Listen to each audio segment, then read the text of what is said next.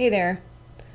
Are you on the spiritual path and you feel that you've come a long way? You've learned how to manage emotions, you're managing your thoughts and meditating regularly. You feel like you're doing all the right things, but you still struggle with drinking alcohol? Then this video is for you. Hello, my beautiful creators. Rebecca here, your vibe mentor, helping you raise your vibration so that you can live your best life and find your divine purpose. So I wanted to talk to you guys today about some tips and tricks, more practical stuff. As you know, I've made past videos, future videos, that's interesting. I've made videos in the past talking about how I overcame alcohol, and I hear from a lot of you who are also struggling with addiction, whether it's alcohol or social media addiction, shopping addiction, sugar addiction. And so I'll be making some more videos on that, probably sugar next, because that's another one that was tough for me. But today we wanted to talk about tips and tricks specifically on how to overcome alcohol. So of course, the range of addiction is going to vary. Like many things, it is a spectrum.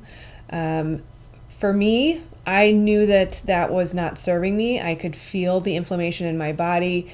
I knew that it was impacting my moods, and I know that I'm not reaching my highest potential if I'm having alcohol. And so that was something that I set an intention to pull out of my life. And it did take time. It took quite a bit of time, more time than I would have anticipated. I, to this day, would not necessarily consider myself an alcoholic, but that doesn't mean that letting go of a habit wasn't difficult. And I know that when you're in it and you're setting that intention to let it go and it still comes and it still sticks with you, that can really take a toll on your self-worth and the level of respect that we have for ourselves when we're not able to keep the promises that we make to ourselves. And so I wanted to reach out to you guys today, mostly out of love and compassion, and to say that you are not broken and there is nothing wrong with you, and you are not a bad person, and you're still spiritual and you're still progressing, and no matter what, you are infinitely loved forever and ever and always, and you are never separated from God or your source or that love. So no matter what mistakes you made yesterday, please remember that it's not a reflection on your worth, that you are still very valuable and we still need you. We will always need you, and your value will never be taken away, especially by something as 3D as alcohol.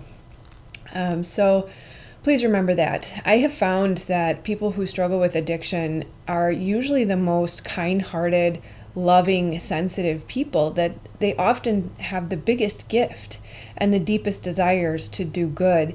And it is many factors in life that cause us to resort to unresourceful methods of comforting the pain that we feel. And so if you are feeling bad, please know that it is your goodness that likely brought you to the place of struggle with addiction. And so please remember that you're amazing and you're awesome, and your sensitivity and your gentleness and your what's the word I'm looking for? Vulnerability is needed. That we need you to embrace that pain and show us, be an example to the rest of the world on how to overcome not only the addiction, but then also what drove you to that. So enough of the intro here. I just really wanted to extend my heart to you because I love you so much, and I know how painful it can be, and I want you to know that there is hope. And as long as you don't quit, you should quit. But if you don't quit trying to quit, you will get to the other side, and I can promise you that. So enough about that. I am part of a Facebook group called The Unexpected Joy of Being Alcohol Free. I highly, highly recommend that Facebook group because they're very, very supportive, tons of tips and tricks, and everything that I am bringing to you today came from this group. So if anyone in that group sees this video, shout out to you. Thank you for contributing. I take no credit here. I did the other video about what worked for me, but that was one of infinitesimal things that you can do. So I want everyone to realize this is not necessarily me. I'm not the genius behind this, that there's a huge community out there just waiting to support you. And I will also link in the description the list that I'm going to go through so that this can be a resource for you to download and come back to anytime you want. There's no way I could begin to list in one video all of the books and movies and groups and challenges that you could do to help support you through this process. So resource in the description. So I'm going to start by reading something called the Autobiography in 5 Short Chapters. I did not bring my microphone over, so I need to do that. The Autobiography in 5 Short Chapters was written by Portia Nelson, and it's fun and quirky. This could apply to many things in life, so just take it with a grain of salt. So Chapter 1, 5 short chapters, I promise. Chapter 1, I walk down the street. There is a deep hole in the sidewalk. I fall in. I'm lost. I'm hopeless. It isn't my fault, and it takes forever to find out a way out. Chapter 2, I walk down the same street. There's a deep hole in the sidewalk. I pretend I don't see it, right? I don't see it. I fall in again.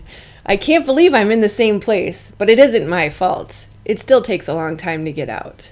Chapter 3, I walk down the same street. There's a deep hole in the sidewalk. I see it's there. I still fall in. It's a habit, but my eyes are open. I know where I am, and it is my fault. I immediately get out. Chapter 4, I walk down the same street. There is a deep hole in the sidewalk, and I walk around it. Chapter 5, I walk down a different street.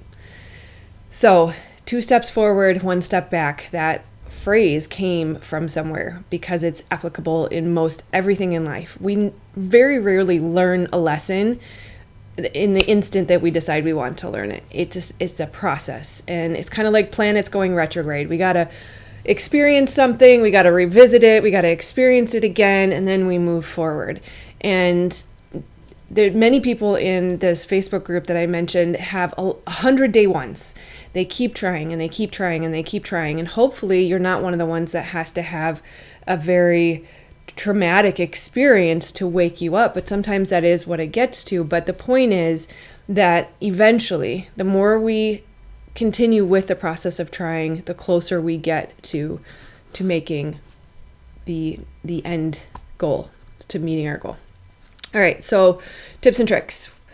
Number 1, ask for guidance, ask for help, pray, call in your guides, God, the universe, divine source, whatever your higher power is, whatever language you need to use. I don't care. I really don't care. And I'm pretty sure God doesn't either, because he's not a respecter of persons. So I don't think that he necessarily cares about the name that you call him either. So it's really just about asking for help. And please don't let that be the thing that keeps you from the rest of this video. If you can embrace that, don't. Find your own way. Let's move around it. Okay. Number 1, or I guess it's not number 1, number 2, whatever number you want to give it. I would say for me, boredom and unfulfillment was one of the biggest triggers, and identifying your triggers is going to be really key, as well as toxic relationships. Just not being willing to listen to that yearning for fulfillment, that yearning for the life that I dream of, caused me to have to force or push down all the different feelings that I didn't want to address. So when we ignore what we know we need, we're going to have problems. Every time we stuff down emotions, we ignore our intuition, we don't do those things we know we should do, right? If you're walking out the door and something says you should grab the keys, but you don't, you're like, nah, the door is open, I'll be fine. You walk out the door and you come back and the door is locked, right? Those moments of like, I think I should do this, but we ignore them, those compile and they kind of stack on top of each other. And then we get to a place where our whole inside is just in such chaos that we can't stand it anymore. And so what? We got to find a way to numb out that pain, numb out that discomfort. Alcohol, again, shopping, social media, all the other forms of distraction and numbing out that we use in our society today. And that brings another point is alcohol is way too normalized. It literally is a neurotoxin. There's nothing okay about it, not even 1 glass a day. No judgment to the people who want to have a glass a day. If you can do that and you're okay with the physical effects, because there always will be, then that's your choice. That's not the point here. That's not what I'm trying to prove. But I got to stick to my list. Otherwise, I'm going to start repeating myself. So don't let boredom sink in. What this channel is all about is finding your divine purpose. I believe very passionately that if you don't find your divine purpose, you don't use your gifts in service to the world, you don't listen to your intuition and your guidance, you are going to suffer. And that for me was one of the biggest reasons that I would pick up a glass of wine. And then a lot of this other stuff's going to get pretty quick and pretty practical. So don't buy alcohol. Obviously, if you're trying to cut out sugar, you don't buy cookies. Same with this. Don't have it in the house. Don't drive the same route. Don't go past the liquor store. Don't go past the grocery store at 5 p.m. or whatever your witching hour is. Go a different route. If you need to go grocery shopping, go in the morning. Don't go at night. Don't put yourself in situations where you're going to be tempted, at least initially, while you're still trying to let it go. I will say for me, I think it was 100 days, a couple days ago, I have little to no cravings. It's in our refrigerator and it doesn't bother me. It's not a thing. It is no thing now. So I think that you can get to a place. It really does require reprogramming of the mind and removing those perceived benefits that really are a lie, because every benefit that you think you have is untrue. Go watch the other video that I made, and I talk a lot more about the reprogramming of the mind. I'll get to more of that in a minute as well. Day tracking apps exist. If, accomplishment and meeting a goal is something that motivates you, download one of the day tracking apps, watch movies and shows about it. Again, in the description, I'll have a resource where you can find a list of videos, books, TV shows, whatever else you fancy. But just start preparing your mind for the process and really learn about it. What does it do? What are you truly choosing for your body and for your life? And the more you read about other people's stories and you hear about the mistakes they made, or you hear about the toxicity in the body, what happens to the brain, what happens to the hormones, why you gain weight, insulin response, all these things, it just really starts to open your eyes. Like, one of the things that was interesting for me and very helpful was that I felt like if I'm stressed, it makes me feel better, right? It makes me feel good. It helps me wind down. It takes the edge off, right? These are all terms that are very common in that community and I use very frequently, and come to find out that yes, when you do have your first drink of alcohol, there is a happy hormone release. You do feel a rush of positive hormones. The trouble with that is it actually steals from your stores. So going forward, you're actually going to be at a deficit after that one drink, and your body's going to keep your brain realize that gave me a dopamine hit. I think it's dopamine. Maybe I should have some more. And so your body and your mind keep saying, I need more, I need more, I need more. And the more you have, the more at a deficit you become. So never will you ever get that same positive feeling as you had with that first drink. You're going to be at a deficit for as many drinks as you have, well, obviously while you're drinking, but then as many drinks as you have equal in equivalent hours afterwards. So if you have 6 drinks, obviously while you're drinking, you're at a deficit, and then you have to go 6 more hours to catch up. So little things like this, just read the books, take in the information, and start to learn like what the truth is and help undo those beliefs so that you can uproot it more easily. Because honest to God, for me, I did Alan Carr's easy way, reprogrammed the mind, removed all perceived benefits, and it was like, done. I am done. I have no desire to go back. There's nothing good about it, and I don't want to be there anymore. I didn't for the last 2 years prior to that. So anyways, depending on the time and quality, oh yes, I should have said this in the beginning. If you have been drinking for a long time or you have a very heavy drinking habit, please see a doctor. This is not medical advice. Please get help. They have medications. You can do a medical detox. Then you can go into rehab. Then you can even get on medications. Some of that can even, if you just go the medication route, can be done while still drinking. And I know that sounds odd, but you need to start doing these tips and tricks even if you're still drinking, because it eventually will undo itself. It's not you have to stop and then you can do all these things. I just really want to preface that it's a spectrum, and I did say that in the beginning. So just know that I am saying all of this with caution and care, and it all is all relative to the level of challenge that you're working with. AA meetings, I'm not a big fan. They just didn't work for me. It wasn't that they didn't work. It just didn't feel right for me. I'm not a proponent of calling myself broken forever, because I know that I am healthy, whole, and complete, and I know I need no external validation. If a program requires me to say that I am permanently broken, then I have a problem with that. That doesn't work for me. But I will say that it works for many, many people. There are huge proponents and advocates for that resource in many of the groups, and it's saved many people's lives. So if that's what works for you, they have meetings 24 hours a day, 7 days a week, and all you have to do is go to aa.org. And it's a Zoom meeting, and you can log in with no picture and just listen. That's all you got to do. So that resource is there for you if you need it. I'm also, and I do want to kind of touch on the last point I made before that, I'm not necessarily a proponent of the medication that's out there either. Obviously, all prescriptions have negative side effects.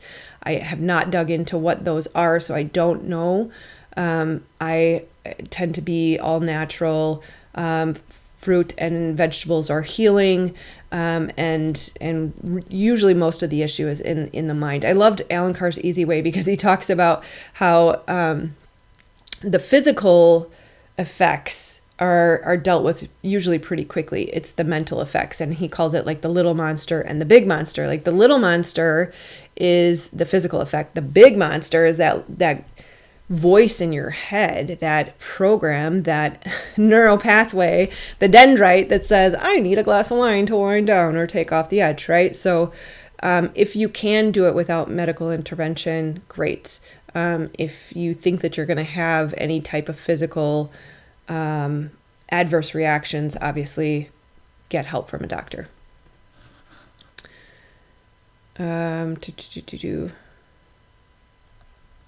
Okay, getting back to the more practical stuff. Changing your daily routine, do things backwards or opposite if you have to. Just getting your brain out of the habit of the rut will be helpful.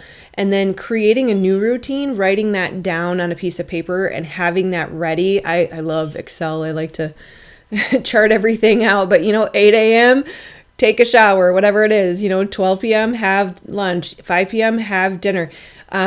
Getting in the shower very, very early, going to bed very early, all of those things can be very helpful.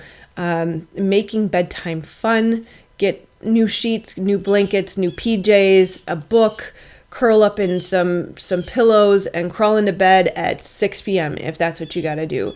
But just disrupt that witching hour. So if you get off of work at 5 and you struggle to get past the grocery store and home, leave at 4 or take the day off or take a couple days off or whatever you need to do to disrupt the pattern to kind of get you out of the habit and into a new routine. Identifying your triggers is going to be huge. There's a term called HALT. Hungry, angry, lonely, or tired. If you're any one of those things, those tend to be very frequent triggers for people in the community.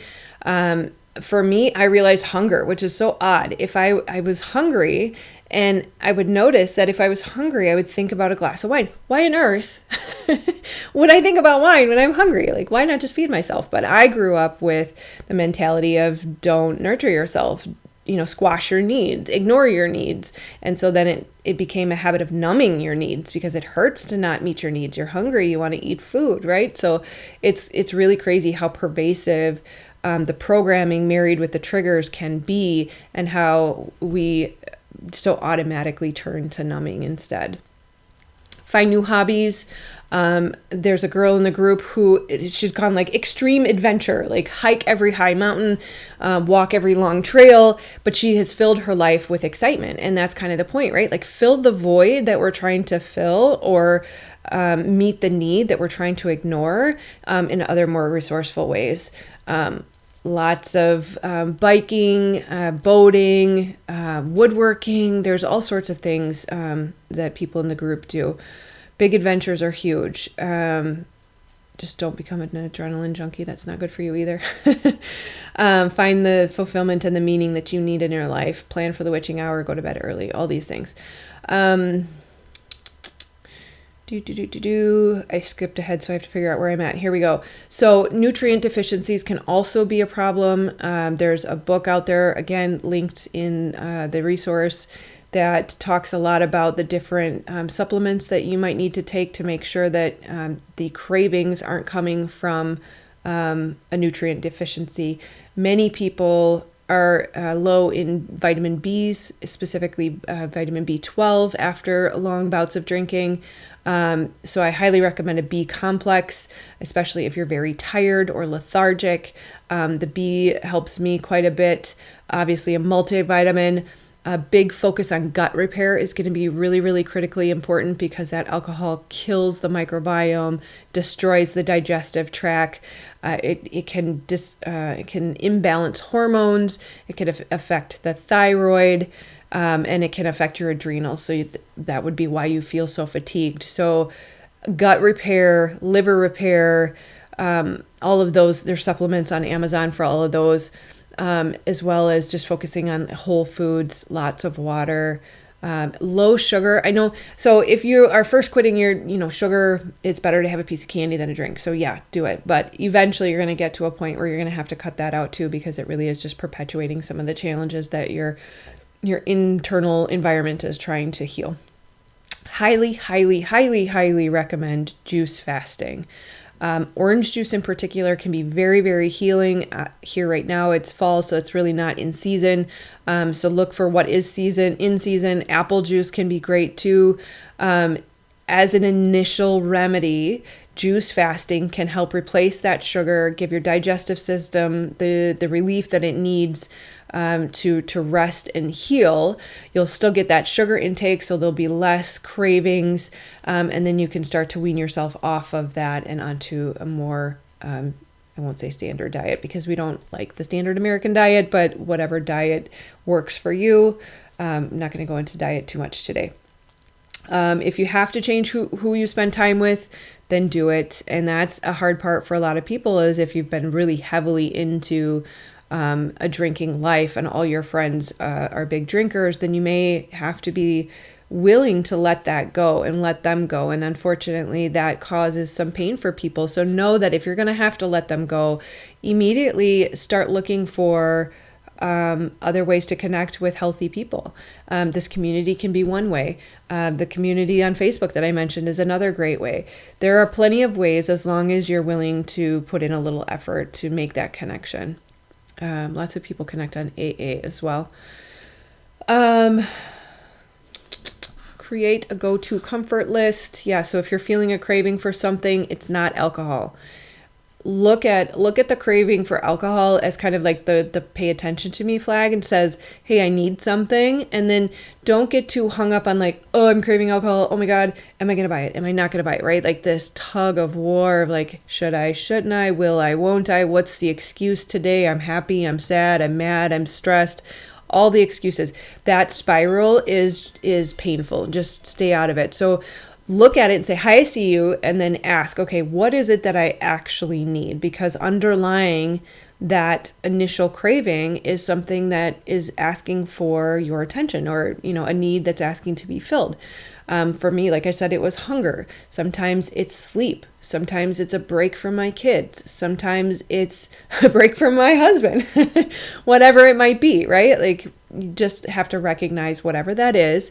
And again, kind of touching back on the connection point, get help, get a resource. If it's a friend, if it's a family member, if it's me, whatever you got to do, reach out and ask for help, because connection is so, so healing. And I say this in many of my videos, that oftentimes we think we've processed it, we've journaled it, we've meditated about it, but you go talk to a friend and everything that comes out of your mouth sounds the same, but it's a different energy and there's a different release and there's a different realization that you walk away with going, wow, I really needed that. So sometimes, not even sometimes, connection's critical. You have to have connection in one form or another. So make sure you have that.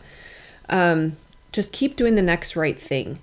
When you get too far ahead and it's 8 a.m. on Friday and you're already thinking about 5 p.m. Am I going to go to the store? And you're going to go through that struggle all throughout the day. Bring yourself back to 8 a.m. I'm here right now. What is the next right thing I have to do in this moment? I have to send that email. I have to walk the dog. I have to take the garbage out. Whatever that next right thing is, don't allow yourself to go so far out that you're going to start worrying and stressing about the things that you can't control. You're not there yet. The only thing that matters is right now. And the only place that you can create anything is in this moment. And you will create something, whether you realize it or not. So you have to start choosing to be conscious to say, in this moment, I'm going to create the next right thing. And it just becomes one step after the other, baby steps. One foot in front of the other. Stay present and just take the next right step. Reprogramming the subconscious mind, I highly, highly recommend. Like I mentioned, for me, Alan Carr's Easy Way audio program was awesome. He has a book. He has an in-person seminar. You can do all three. For me, listening to something really helped. Other people in the group agreed and said the same. Another girl felt that the Craig Beck Alcohol Lied to Me audio version worked for her, even though she had already read the book. So again, play with these things, keep trying, keep going, and finally something will click. Real quick, I'm getting into the links here that I will just link below, but the apps, the Alcohol Experiment, I think it's Annie Grace. She has books, she has an app, she sends emails. I highly, highly recommend the Alcohol Experience app. I think it's 30 days that she recommends, just trying 30 days, and maybe you'll go beyond that, maybe not. But in each day, there's an audio session training your brain and teaching you about alcohol. I think that's where I learned about the happy hormone release. A couple websites I've got. Okay, so the rest I can't go through here. I will link it below. Again, please reach out to me. I still have available coaching slots, as well as many other resources on this topic. Join the Facebook group. I'll see you there. So I'm sending you guys so, so much love. I want to say to all the people who have reached out but weren't able to commit to working together, it's okay, because you're going to have that ebb and flow. And I want you to know that I love you no matter what, and so much. So I'm here, and I'm going to just keep being here for you in whatever way I can. And I know that I'll see you someday on the other side. So sending all my love to you. Namaste, friends.